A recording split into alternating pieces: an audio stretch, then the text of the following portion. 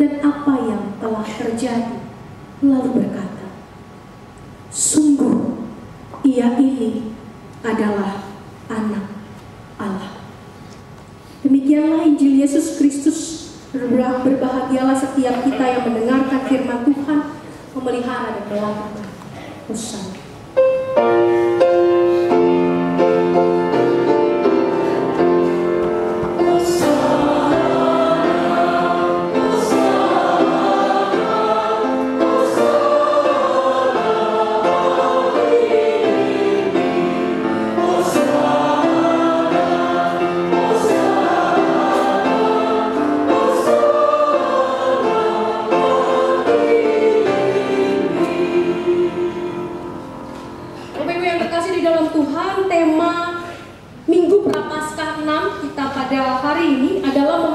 Kekerasan dengan kelembutan.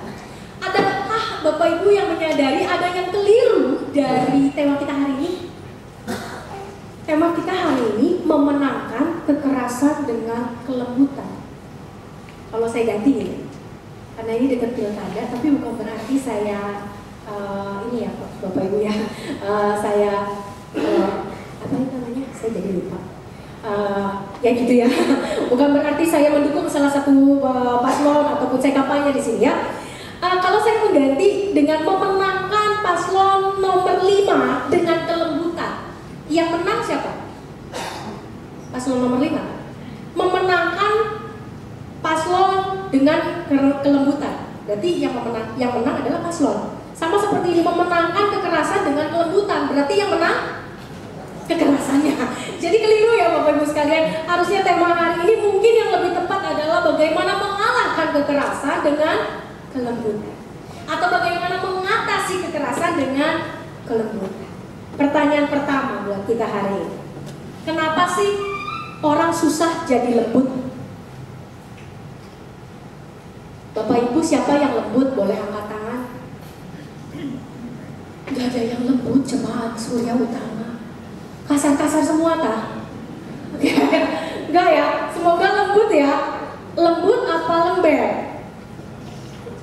Ya, jawab juga, bingung Bapak Ibu sekalian. Bapak Ibu sekalian, kenapa kita ini susah buat lembut? Karena hidup keras. Tadi kalau Bapak Ibu perhatikan ketika kita mengakui dosa, di situ ada disebutkan, dikatakan di saat kehidupan makin berat. Ketika hidup makin berat, dan hidup itu nggak pernah ringan, betul Bapak Ibu? Hidup itu nggak pernah ringan, hidup itu berat memang, hidup itu keras. Dari kecil kita udah dikerasin, masuk remaja dikerasin lagi, masuk pemuda dikerasin lagi, begitu udah dewasa dikerasin lagi, walaupun yang ngerasin beda-beda. Kalau waktu masih kecil kita dikerasin sama orang tua, apalagi orang tua zaman dulu. Aduh, kalau orang tua zaman dulu itu yang namanya marah, pukul-pukul, hajar-hajar, terus pakai ayat Alkitab lagi untuk bela diri. Kan ada dalam firman Tuhan. Memang sih dibilang Tuhan menghajar orang-orang yang dikasihinya. Nah, jadi orang tua bisa bilang, oh saya kan sayang sama anak saya, maka saya hajar dia. Ya, Bapak Ibu sekalian yang udah melakukan kekerasan pakai ayat lagi buat membenarkan. Waktu kecil kita dikerasin sama orang tua, dikerasin sama guru. Gede, dikerasin sama dosen, dikerasin sama temen. Begitu masuk di dalam dunia kuliah, di dunia pekerjaan, dikerasin sama bos. Menikah, dikerasin sama pasangan. Lebih berat mana Bapak Ibu? Mendingan dikerasin sama bos ya daripada dikerasin sama pasangan. Suami galak bener, istri lebih galak. Karena biasanya suami baru ngomong satu paragraf, istri berlembar-lembar. Itulah keunggulan perempuan. Perempuan memang diberikan karunia berkata-kata lebih banyak dari Tuhan ya. Tapi Bapak Ibu sekalian, itulah hidup kita keras, makanya kita susah untuk jadi lembut. Hidup menantang kita luar biasa. Gak gampang untuk hidup. Anak-anak sekarang dikerasin sedemikian rupa oleh sistem pendidikan. Akhirnya anak-anak kita, kalau kita Bapak Ibu lihat, kalau Bapak Ibu punya anak yang SMP, SMA, SD, itu pulang sekolah jam berapa? Pulang sekolah harusnya bisa main, masih bisa main, lompat tali gitu ya, petak umpet, di rumah masih bisa main, bisa nonton. Sekarang ngeles sampai jam 9 malam karena dikerasin oleh hidup. Bagaimana mereka bisa jadi orang-orang yang lembut kalau hidup tidak lembut? Tapi masalahnya hidup akan selalu keras. Jadi bagaimana sekarang pertanyaannya, ketika hidup itu keras, kita tidak jadi keras. Bagaimana ketika pergumulan menghimpit kita sedemikian rupa, kita bisa tetap lembut, bukannya jadi lembek. Karena banyak orang ketika dihimpit pergumulan malah jadi lembek, penyek, bunuh diri. Orang dengan mudah sekarang untuk bunuh diri, Bapak. Bagaimana caranya supaya ketika kita menghadapi hidup yang keras ini, hidup yang tega ini gitu ya, hati kita tetap lembut, tetap terisi dengan damai sejahtera, dan itu gak gampang. Dan kalau kita melihat bagaimana kelembutan itu bisa mengalahkan kekerasan, itu yang hari ini mau kita renungkan bersama-sama. Karena kalau kelembutan yang betul-betul lembut dari Allah, pasti mampu mengalahkan kekerasan. Walaupun kalau kita bilang, kan Yesus juga sudah mati, tapi kekerasan merajalela di tengah bumi. Bahkan Yesus sendiri jadi korban kekerasan budaya, korban kekerasan masyarakat, bahkan korban kekerasan umat yang dikasihinya. Allah mengizinkan itu. Kenapa? Bukan berarti Yesus itu menjadi korban kekerasan Allah juga. Tapi karena Yesus mau kita belajar untuk menghadapi hidup yang gak makin lembek, hidup yang makin keras bahkan. Bapak Ibu sekalian, kita lihat sama-sama Yesaya yang tadi kita baca. Yesaya 50, tadi kita membaca ayat 4 sampai 9. Bagaimana cara Yesus menjadi lembut? Bagaimana cara kita manusia yang hidupnya itu kerasnya luar biasa tetap bisa berhati lembut? Yang pertama adalah bagaimana supaya kita meminta kepada Tuhan supaya lidah ini yang Tuhan ciptakan, lidah Tuhan Bapak Ibu, yang menggunakan kita. Tapi kita minta Tuhan yang menciptakanlah yang menolong kita menggunakan lidah. Supaya lidah yang Tuhan beri ini tidak mendatangkan kutuk buat orang lain, tapi mendatangkan semangat. Itu kelembutan. Karena kita bisa memaki orang dengan volume yang kecil. Itu kalau lagi kesel sama pasangan, ngebirin, suaranya kecil, kadang-kadang sampai berbisik, kecil, suaranya lembut gak kenceng, tapi isinya makian. Anak-anak kalau disuruh sama orang tuanya, saya tadi melihat beberapa anak remaja nggak ikut ibadah remaja, ikut ibadah umum. Anak-anak kalau disuruh sama orang tuanya, kalau lagi bener, sini mah aku bantuin, tapi biasanya ada buntutnya. Abis ini mau main ke CP, boleh nggak mau pakai dikit gitu ya. Tapi kalau lagi nggak mood anak-anak ya, nah tolong bantu mama cuci piring, mbakmu itu lagi pulang kampung. Apa sih mama nggak bisa lihat orang seneng, aku kan capek tiap hari nggak kenceng, mau kumur-kumur, lembut, gak kedengeran. Tapi isinya gembel. Suami disuruh istri, ini banyak para istri. Pernah nggak ibu-ibu nyuruh bapak, tolong jagain kompor? Pernah nggak? Saya pernah nyuruh suami saya jagain kompor, Bapak Ibu. Tolong ya, matiin nanti kalau udah mendidih. Saya pergi ke gereja dulu. Kebetulan waktu itu dia nggak ada tugas, dia nggak bertugas di gereja, dia jaga rumah gitu kan, sekalian jaga anak. Lupa gosok dan gak makan siang kita.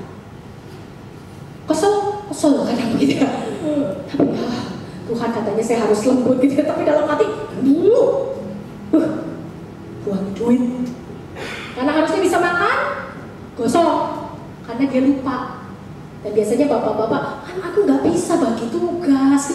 Aku tadi lagi mikirin ini, lupa sama kompor.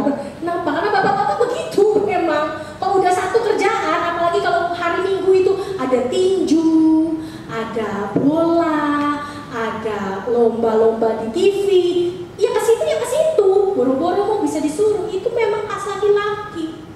Jangan dumel dulu ibu-ibu. Tapi ya itulah hidup kita sehari-hari. Sehari-hari kita bisa jadi orang yang lembut kelihatannya, tapi di dalam kelembutan itu sebenarnya kita sedang melakukan kekerasan.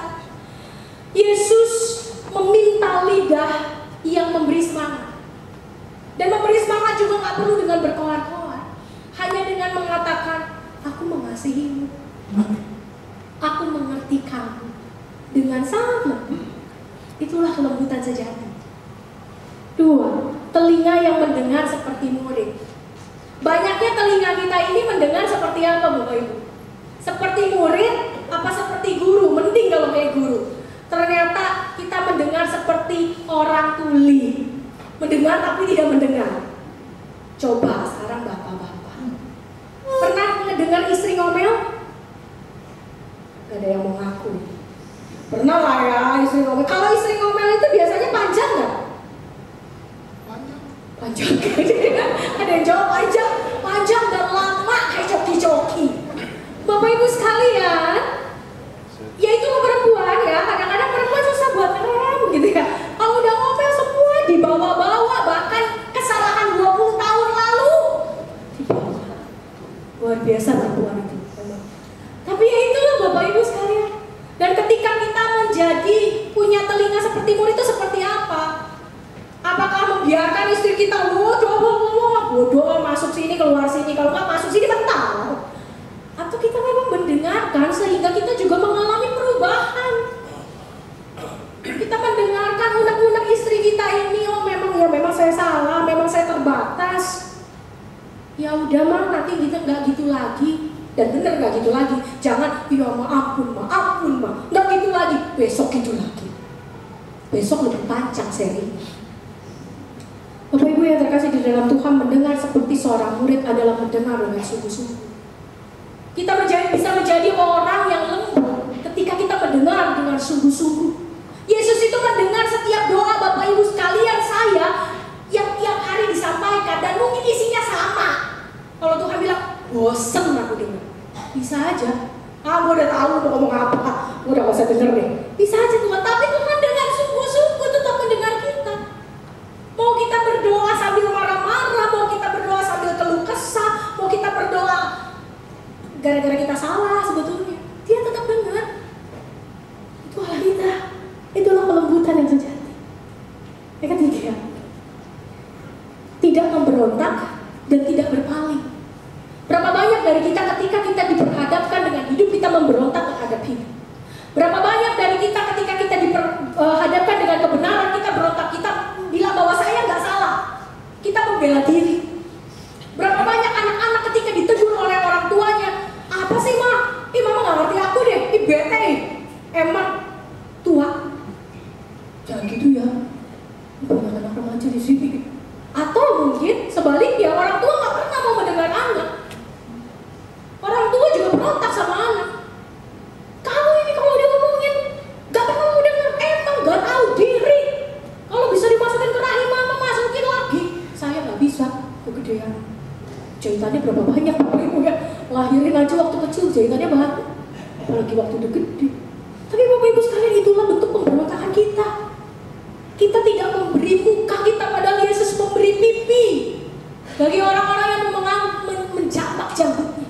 Dia memberi punggung pada orang yang mau memukulnya.